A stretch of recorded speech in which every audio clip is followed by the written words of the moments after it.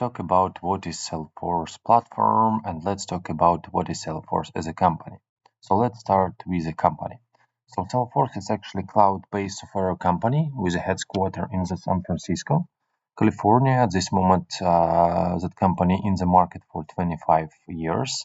So it mostly focused on the solutions for the sales, customer service, marketing automation, e-commerce, analytics, artificial intelligence and application developments based on their own Salesforce platform, and they're using for this, let's say, subscriptions payment mode. So at this moment, that company has a lot of their own, let's say, towers, buildings across the globe, and the most famous of them is, of course, in the San Francisco. So they have the Salesforce Towers, the biggest building in the San Francisco, and they also have big offices in other countries. So for a couple of times that company was nominated, or like it's pretty often nominated for the number one world best place to work, and it's pretty famous company. So if you will talk about history of Salesforce, so it was founded by the former Oracle executive Mark Benioff in 1999. So he decided to open that company together with um, Harris, and they, let's say, were starting their journey. And since the time, Salesforce grew quickly and making its initial public offering in 2004. And since the time they show it, very big growth, and they were able to become a part of Fortune 500 and making billions in their revenue. And since 2020, Salesforce has been a component of the Dow Jones Industry Average. So that means that their value for the market is very big, right? If they include it into that index. So at this moment, what we could see is that by Forbes, it was actually nominated, tons of times to be the most innovative company in the world. So it's part of the Fortune 500. So it's also in the list of the Fortune 100 of best companies in the world, and so on and so forth. So one of the interesting facts about the history of the Salesforce is that when they just started, here was requirement for them to, become visible in the market of the CRM systems. And they find out, the biggest player who was at the time, it was Siebel, and what they organized a fake, let's say, demonstrations near with the office of the Siebel, with logotypes of the Salesforce, and that that Siebel is actually the past age, and now new era should become, and actually it gives them enough attention in order to that company to start to be recognized. So let's take a look into the following diagram, which is actually represent for us Salesforce customers by industry. So Salesforce mostly focused on the sales, service, financial, uh, let's say, areas, plus some other areas you could see here, right? Like, for example, mining is having here not so big segment, right? But at the same time, it's present. And, also here are some other areas as well. Like, for example, we could see here manufacturing, transportation, retail, and others. So if you will take a look into that diagram. From here, we will be able to see Salesforce customers by the country. So, of course, because Salesforce started their business in the USA, so that's why the majority of the clients are actually in the United States. Plus, at this moment, on the second place, we have United Kingdom, and then we have other countries. So that means that at this moment, Salesforce is mostly represented in United States. So let's take a look, what we have against Salesforce against other competitors. So other competitors are actually Microsoft, Oracle, SAP, and Adobe. And at this moment, if we will take a look, what is the actual percentage of, usages in the market with it, Salesforce, which was recognized and ranked as a number one CRM worldwide. So at this moment, they're taking, much more than any other kind of competitors. So now let's talk about growth of the company over the years. So at this moment, we could see that Salesforce exponentially grows, and the revenue with a period of last 2 decades, like it's pretty impressive. And for last 20 years, revenue is more than 50%, and for the last 10 years, revenue is about 30%. So, and they, continue growing. So their fiscal years, looking pretty impressive because they also, one of the companies who is actually showing more than 30 billions of revenue.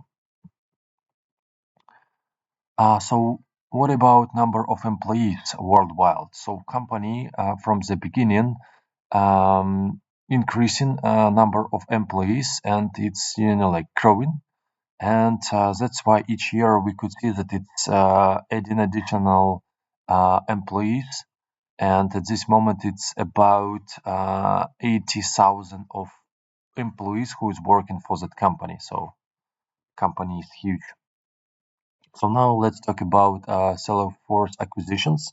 So Salesforce company, having that kind of a growth model where they see some potentials for them to grow, or when they see some companies whom they could actually acquire in order to get additional services or to take additional piece of the market, and that's why they using these acquisitions. So at this moment, Salesforce has acquired around 70 companies, and those companies include W, MuleSoft, Demandware, ExactTarget, Velocity, and Slack. So at this moment, they spent for this investment around 29 billions just in 2020, and the biggest number of acquisitions is actually happens in 2016 when the Salesforce acquired 12 companies in the single year. And the most significant at this moment for Salesforce acquisitions, it's actually Slack. For that, they are actually spent 27.7 billions. So then they also have a W. So for W, they spent 15.7 billions. Also, their bot integration service, MuleSoft, which they, let's say, integrated into their ecosystem. So they bought it for 6.5 billions.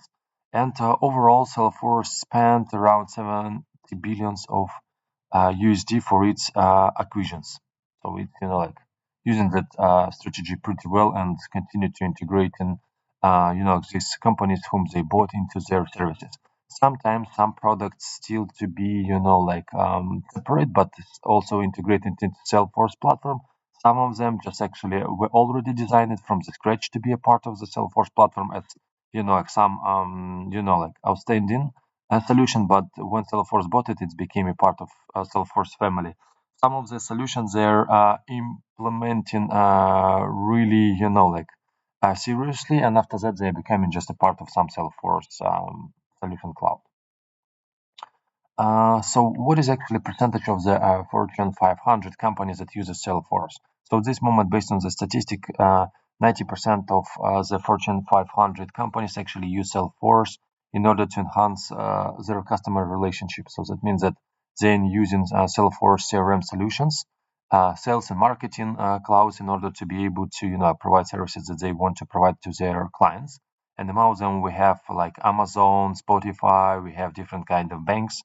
So we will review also clients of the Salesforce in the next slide. So how many companies at this moment using Salesforce? So here is a number. So more than 150 companies across the globe using Salesforce, and that number continue to grow. So here are some clients of the Salesforce, with some big revenue from the USA market. So it's Amazon with 80 billions of USD annual revenues, and we have the New York Post, we have USA Bank, Walmart, we have T-Mobile, L'Oreal, American Express. So you could see, right? And based on the Salesforce customers by revenue, we could see the statistics that mostly companies who's using Salesforce, it's company with the following revenue. So in terms of big numbers, it's kind of small and medium clients mostly. What is interesting that also in terms of companies, Salesforce bought, sorry, not Salesforce, but Mark Benioff actually bought Times magazine together with his wife as like their private, let's say, investment. Um, so now let's jump to Salesforce and let's consider it from the cloud computing and from CRM perspective. So we will talk about in general what kind of sales model could be provided in that let's say area. So we have a couple of opportunities, right? Mostly Salesforce using a platform as a service approach and software as a service approach, but let's like review all of them in order to understand what is the difference of Salesforce against of some others platforms. So we could have some solutions which will work on premise. In that case, everything what we have here, we will have to manage. We will have to manage servers, storage, networking, virtualizations, middleware, runtime, data, and finally applications which will sit on top of it. So when we have infrastructure as a service, so in that case, we will have virtualization, server storage, and networking managed already, right? But at the same time, we will have to manage runtime, middleware, operations, physical applications, and data. So two main models that Salesforce is actually use. It's a platform as a service. So Salesforce allowing to build applications on top of their Salesforce platform. So in that case, it's giving us runtime, middleware, all of this, right? All of these features, and what we have to do is we have to develop application, right, and make sure that our data is storing it here. And at the same time, they're giving to us some kind of already out of the box solution like Salesforce Sales Cloud, Service Cloud, like another solutions, plus those solutions of the companies that they are bought, where we already have that software as ready to use product, and here is software as a service model. So Salesforce mostly using those two like models of the cloud computing. So what was the actual ideas behind the Salesforce when those guys actually started that company, right? So ideas behind it was in the following. So first of all, that platform should be available from any place and any time and any device, which like when they just started was like pretty big goal, right? Because when there was a company who still was using on-premise model, right, where it was even required for them to be in the office, right, to be connected to their company network, right, to something which was let's say revolution thinking at that moment. Then easy maintenance and platform update. So because there is a Salesforce company, right? They also have their own IT departments. IT departments continue to like implementing new features, do an upgrade of the platform. So in that case, it should be easy to maintain the platform and do upgrades. So also they have their pre-built products with options to customize them. So their idea was that they could see that in the real world, right? Here is already like a lot of software applications, right? And sometimes some of these applications are actually not suitable just a little bit or in a half, like for the target goal of the company, right? So their idea was it's to make it customizable, and that's why they're providing also platform as a service, right? For the person who is using it to be able to actually provide customizations on top of like what is already included into Salesforce platform. So also from the beginning, let's say selling model was subscription. So they decided to sell it in that manner because when we are doing, like platform as a service or software as a service, right? It's easier for us to, get payment, like per user per month, right? Because in that case, we understand, like that we are providing, like our services until payment is, like here. If payment is not done, it's not required for us to go back, like grab back server storage and so on, right? It immediately could be disconnected. So then their idea was it's to make it as easy for the customer as like possible for them to be able to quick start. And the idea was it's to have no servers on the client side. So the idea was it's for Salesforce to actually take care about servers.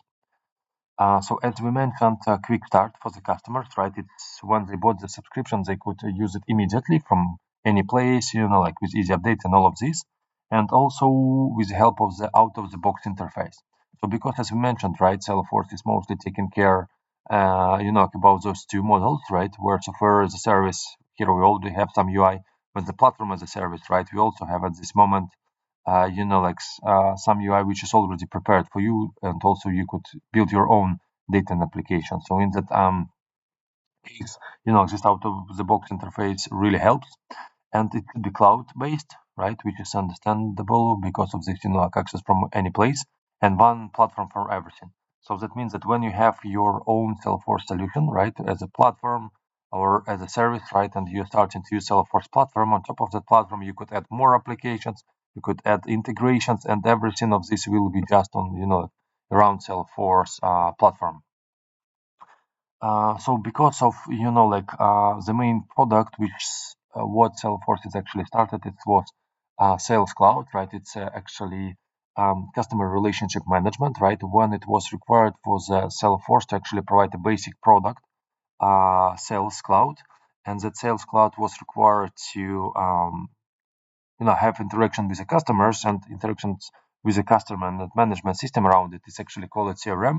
So that's why for those kind of products of the Salesforce company that is actually focused on the customer relationship management, right? For this, Salesforce sometimes recognize it as CRM system because it's doing this customer relationship management. And in general, Salesforce organized their products accordingly to the best practices for these products. Like for example, for the Sales Cloud, they're making sure that it's actually really increase the number of deals which could be made with the help of that platform.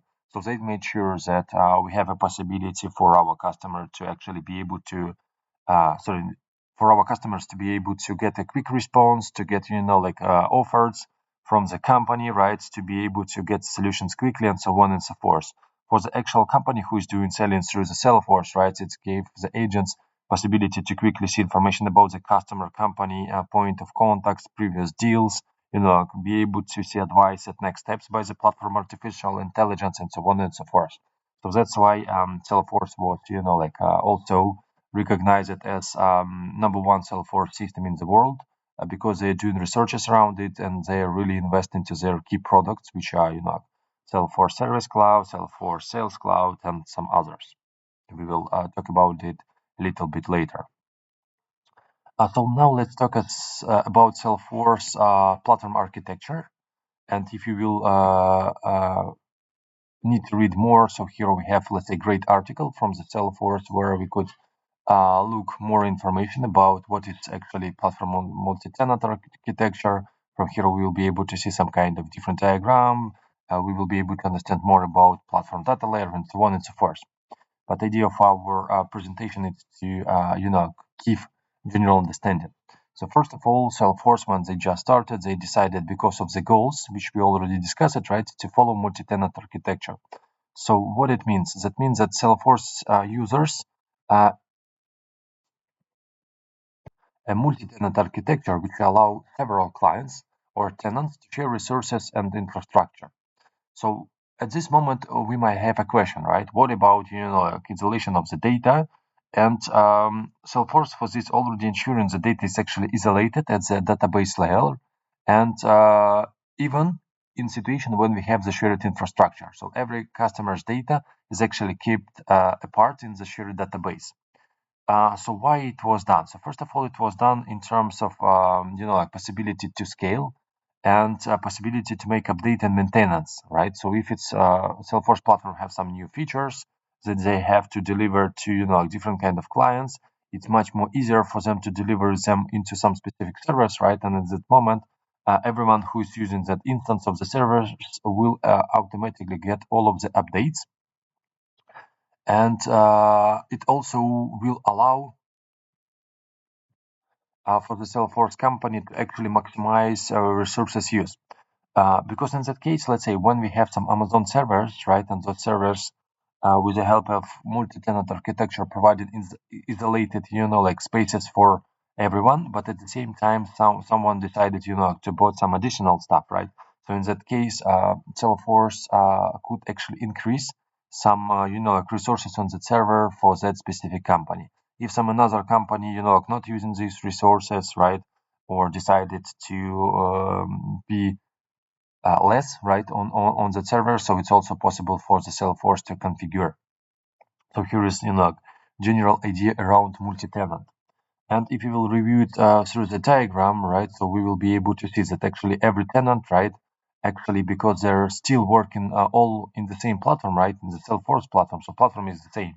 So that's why we have here application runtime kernel, right? And then what it's do, it's have that virtual tenant specific database scheme, right? That specific scheme is actually understanding for which specific tenant, right? It needs to do a specific operation, right? Then it's grabbing data from the shared database and it's returning it back to that specific tenant. So Salesforce is making sure the data is secure, right? And that the data is never will be exposed to anyone else. So because of multi-tenant architecture, at this moment we are getting situation when Salesforce platform at this moment have some limits, and those limits need to be considered by Salesforce developers. So those limits actually prevent any single organization from consuming exclusive resources and negatively affecting others. So Salesforce enforcing these limits. So at this moment, those limits are actually refer to the maximum allowable usage of resources such as API calls during the day, storage, executive time, number of queries, number of the data that could be grabbed by these queries. So all of this was actually created here in order to support, let's say, multi-tenant architecture to ensure that platform is stable, that it's performing well, that it's secure enough, and so on and so forth. So this moment, in order to be able to track, like what it happens with each, like Salesforce related server or instance, Salesforce implemented something called trust.salesforce.com site. And on that site, when you're going here, you could see what is actually Salesforce services maintenance status at that moment. For example, somewhere there might be, like some maintenance, somewhere maintenance planet, somewhere we have performance degradation, and so on and so forth. So all of this, like you could find from here. If you see that some of, like works, let's say performing not good, in that case, you will be able to find that information from here. So here we have example of some limits, right, which we need to consider. Like for example, we have limits about how many emails we could send per day. We have limits around how many records we could retrieve with the help of SQL query language. So how many, let's say, web service callouts we could do, and so on and so forth. So that means that, like when we are developing on top of the Salesforce platform, we need to be really smart about how we're doing our development, right? So it still should at the end give us a solution which will work near with all of these limits of the platform. So next approach that Salesforce is actually using for their architecture, it's meta-driven architecture. So that means that any kind of platform configurations, customizations, like everything is actually stored as a metadata, and it's allow us to have a flexible development customizations without directly alerting the underlying database structure. So what is actually metadata in the Salesforce? So everything what we have in Salesforce is actually metadata, like for example, object, which is represents data model instance, right? Then fields, relationship between it. We have user interfaces, like for example, page layout, some components. We have some kind of automation processes, like workflow rules, process builder flows. So all of these, as well as security model that we have in the Salesforce, which is actually represented by the profiles that we are assigning for users to give them some specific basic access permission sets, which are actually increase their access, sharing rules, which are actually giving them to see some additional records. All of this are actually metadata, and it's represented in the form of the XML files. And in that case, only when we are having our runtime. So during that moment, what Salesforce is actually doing, right, is understand what is the specific tenant metadata, grabbing related data from the common metabase, right, and then shows the data to the customer. So in terms of metadata type, which is actually available on the Salesforce, we have descriptive metadata, which is actually showing us, like object fields and page layouts, because it just describe what kind of elements located where. Then we have application metadata related to the flow, process builder, lighting components. Then we have secure metadata related to access, profile, permission sets, and roles. And then we have deployment metadata like a package and set and source control. It's like a ways how we could actually deploy our metadata, right, with the package and sense and source control. So another concept which is also included into the Salesforce from the beginning is possibility to use out of the box powerful APIs to be able to first of all easily integrate with Salesforce. From another hand, to be able to easily integrate any kind of external system with the Salesforce. So here we have documentation always in the Salesforce, right, which is could actually give us an understanding how basic integration from the Salesforce side could look like. It's when we have to develop custom, let's say, endpoint on the Salesforce side. Here you could see that we could create some class where we could define, access, then sharing models, and we are defining name of the class as well as, what is the URL will be available for the following service. Then we are providing description for every kind of, HTTP method which we need to use for our integration, and the logic what is actually need to do inside of it, right? So here is, example of the custom APIs and how we could create them. At the same time, we have a possibility to use the power of existing APIs. So Salesforce not so far also added additional API for models, like it's when we would like to work with the Salesforce and Stein trust layer. And at the same time, we have all others APIs available, like for example, bike API when we would like to load large amount of the data into the Salesforce system. So then we have, like regular APIs related to products, like for example, CPQ API. It's related to the CPQ product. At the same time, we have all basic APIs, like for example, possibility for us um, to use metadata API, PubSub API, REST API.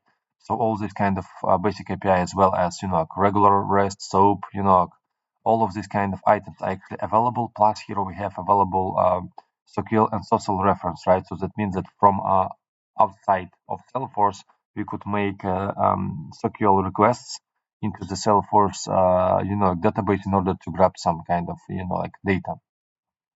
So here on the next slide, we have, like some of the APIs, like information provided. So it's possible to just pause here and take a look which of them, like potentially we could use, but here is, like a lot of them available. So next approach, what is actually included into architecture is actually related to possibility to use of App Exchange. So what Salesforce actually did in the past, they launched their own, let's say, platform where customers could take a look for the already existing solutions, right, and install this solution into their org. So some of these solutions are actually for free. Some of these solutions are actually having some price. Some solutions have free trial, and you could see all of that information here. So let's imagine that we have some product, like for example, a Suma scheduler. So at this moment, when we go in here, right, we could see what kind of subscription is actually selected here. So at this moment, the payment here used as, subscription model. So then we could see industries, where we could apply the specific solution. We could see demo, right? We could see some screenshots from here. And we could see, general overview. We could see reviews of the products on the platform and see how many times it was voted, right? And what is the average number. And then we could actually, get it now. So we could try to play with it if it support free trial, see if it fit our business or not. And so also from here we could see, what is the current version available when last security review was done. So that means that Salesforce for every package what is becoming available here, right, on that App Exchange platform, actually all of these packages need to pass security review prior than they will be available. So by this, Salesforce is actually ensuring that anything what will be installed on the Salesforce platform will actually be secure and it will work accordingly to Salesforce best practices. So in that manner, it's really hard process to make some of application available on App Exchange because it's going through that specific review. All right, so what is actually available on the platform? So on the platform, we have applications which could be installed on top of the Salesforce platform. We have a possibility to just install some specific components or entirely solutions for the specific industries or areas. Possibility to install some integrations, like for example, if you will install specific package, which is extend Salesforce platform, I don't know, like APIs, right? Then additional API will be available on the Salesforce. So then we have a possibility to install some reports, dashboard visualizations, connectors with other systems and others. So, because Salesforce it's a main platform where we could install all of these solutions. So that's why like all of this is actually under care of the Salesforce. So next item related to architecture is related to queries. Because at this moment most modern database system determines optimal query execution plans by employing a cost-based query optimizer that is actually considers relevant statistic about target table and indexes.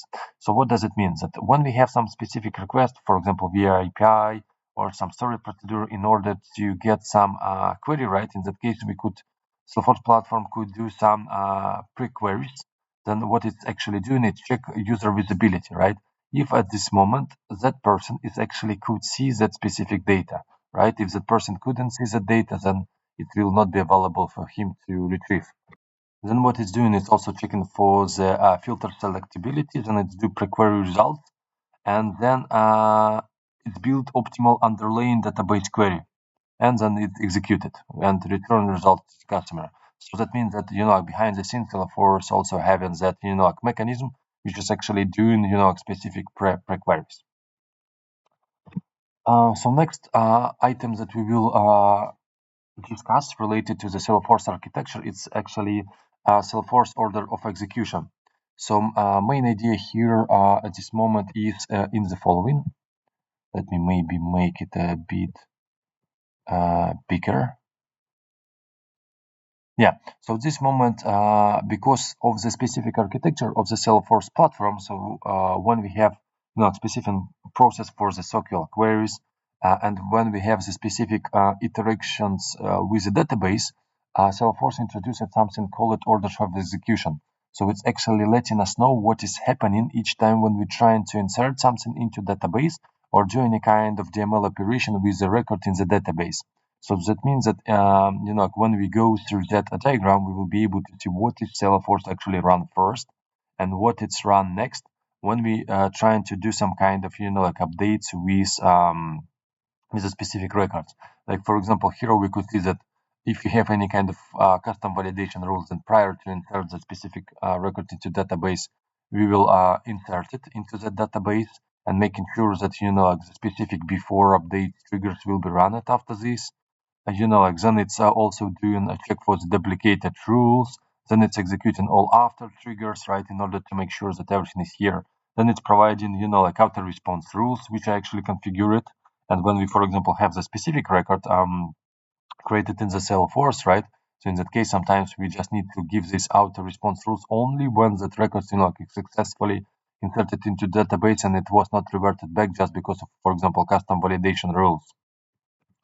And what it's doing, it's also making sure that some escalation rules are actually fired and so on and so forth. So actually the diagrams shows, right, how everything works when we have some specific, DML operation to do with a record, right, through the life cycle of it, right? And if you will need to encapsulate some specific logic or understand when, for example, some rollup summaries fields will be calculated for the parent record based on the child record, right? So in that case, you will be able to understand that it's actually happening here, after, for example, some other iterations.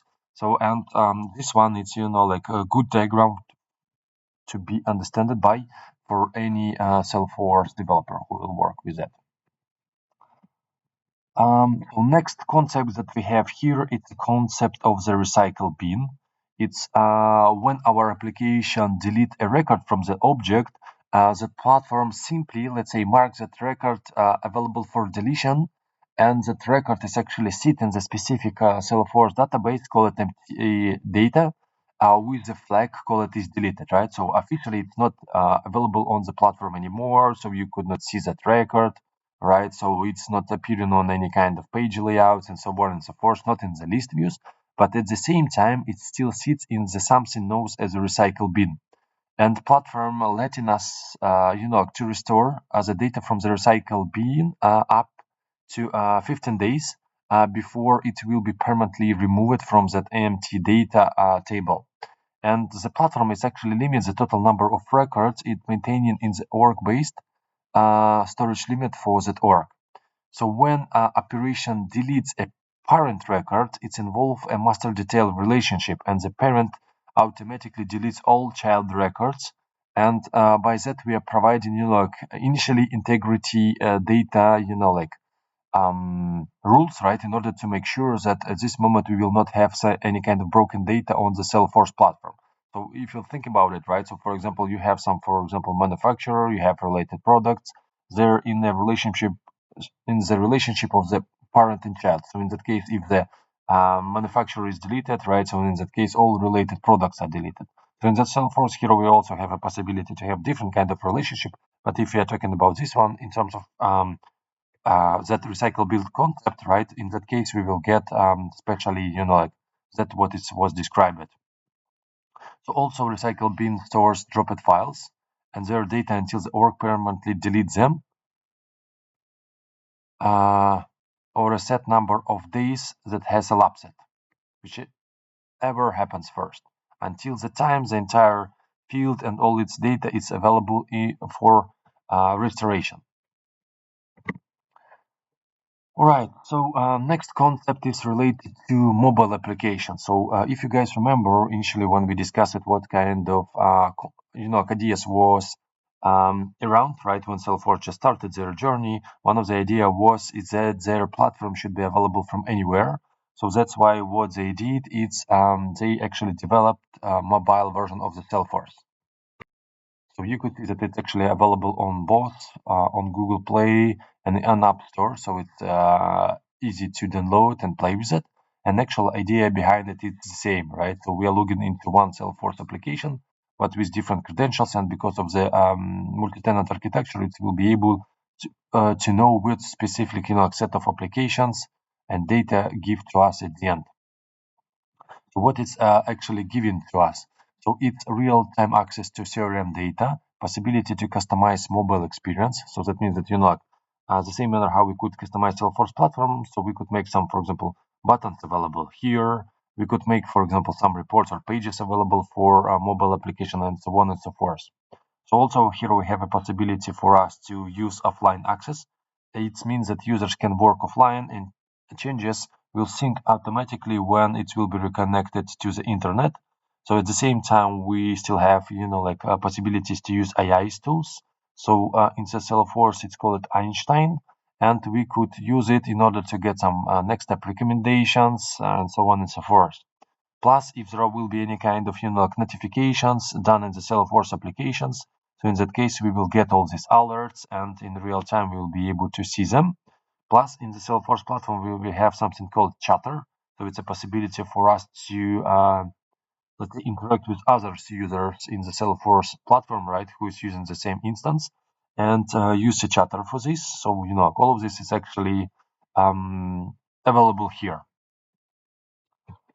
All right, let's now review Salesforce main products, which is actually available in the market. First of all, Salesforce at this moment doing model of supporting industry-related products. So at this moment, you could see that they have supporting health cloud, manufacturing cloud, consumer cloud, media cloud, like loyalty and others. And at the same time, when we go into the let's say official Salesforce site, where we could take a look for the product and industries, you could see that we have a little bit more than even provided on the official basic diagram. It's when we are going here to the following site, Salesforce Solution Industries. So from here we could see a list of industries which are actually available for us to take a look into them, right? Plus we could see a pricing. So here we could go, for example, to automotive solution.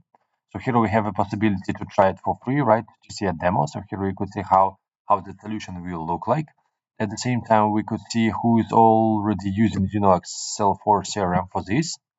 So here we could see we have a Ford, Mercedes-Benz, we have Bentley, and at the same time, like we could read some kind of basic information about that cloud directly from here. Also, here we could take a look what kind of product we have in the Salesforce. So here's like a bunch of the products, and for each of them we could take a look, like for the same. Like for example, let's go to the Service Cloud, right? It's a solution which is actually helping us to interact with our clients. So as always, we could see here, a possibility to watch a demo, try it for free. We have a possibility to see who's, biggest customers, who is using that solution. And, we could see some kind of, um, information related to that specific product here on that page as well.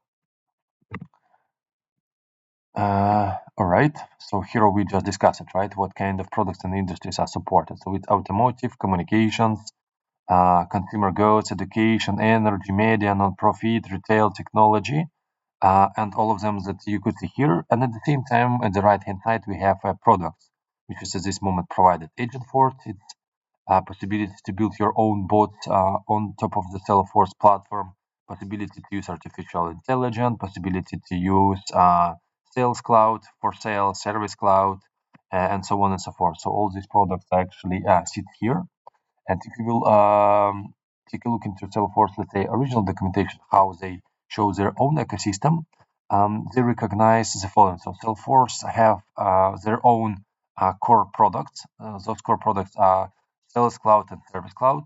And sometimes different kind of customers are actually not using entire, core product, but they're using piece of that core product in order to, do something. Like for example, we have a big Sales Cloud, but at the same time, we have some kind of solution called CPQ and billing or CPQ and approvals, which we could utilize on our product, right? So it's not means that always, all of these products are actually fully used, right? So that means that sometimes customers actually using pieces of it. So the same for the Service Cloud. For the Service Cloud, we have a possibility for us to use a field service, right? It's when we have some kind of our, let's say, company resources who are actually working in the field, right? But at the same time, a Service Cloud is much bigger than just handling of the field service. So at the same time, we have some kind of like Salesforce industry-related product, like for example, financial cloud, health cloud, media cloud, and others. All of them are actually sit here. Plus, on top of this, we have Salesforce Experience Cloud. It's a possibility for us to build any kind of corporate portals, which is will be publicly available for our company. Also on top of the Salesforce platform.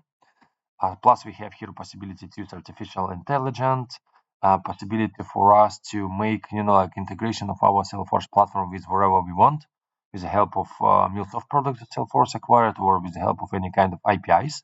Plus, Salesforce have some pre-built connectors with their applications from the vendors that they bought. Like for example, they bought a Slack, and here is we have Salesforce connector with the Slack. So Salesforce bought Marketing Cloud in order to be able to also for the customers to be able to build their marketing journeys. So in that case, we have here Marketing Connector. So the same for Power.w and Commerce Cloud, right? So for everything, we at this moment have a possibility for us to use a connector in order to connect all these platforms. Now let's take a look closer into some basic products of the Salesforce platform. So first of them, it's Sales Cloud. So it's actually a flagship product and it was released like when the company like just started their Salesforce CRM journey. So Sales Cloud is primarily focused on helping companies to accelerate their sales cycle and providing tool to manage leads, opportunities, business processes, sale processes, right? And it's making sure that everything is here, that quoting is here, product management is here, forecasting, and so on and so forth. Plus, on top of it, we have a possibility to use add-ons like Einstein for this, Inbox, Salesforce Maps in order to draw, where the clients are located, possibility to use a lightning dealer, lightning scheduler in order to schedule a session with agent, and so on and so forth.